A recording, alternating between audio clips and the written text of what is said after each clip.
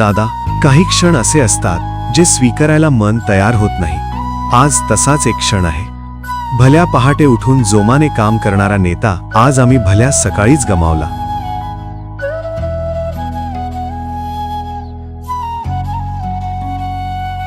दादा, तुमचं आयुष्य म्हणजे काम होतं. वेळ, थकवा, अडचणी कधीच तुमच्या आड आल्या नाहीत. महाराष्ट्रासाठी जगणारा, लोकांसाठी सतत धावणारा नेता आज अचानक आमच्यापासून दूर गेला.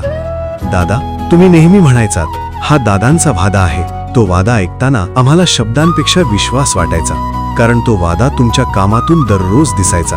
पण दादा, तुमचं असं अचानक जाणं आम्हाला परवडणार नाही. तुमचे अनेक वादे आम्हाला पूर्ण होताना पाहायचे होते. तुमच्यासोबत उभं राहून ते काम प्रत्यक्षात उतरताना पाहायचं होतं. आज महाराष्ट्र दुःखी आहे. एक कणखर नेता हरपल्याची जाणीव प्रत्येक मनाला लागून राहिली आहे. दादा, तुम्ही फक्त नेता नव्हता, तुम्ही एक आधार होतात.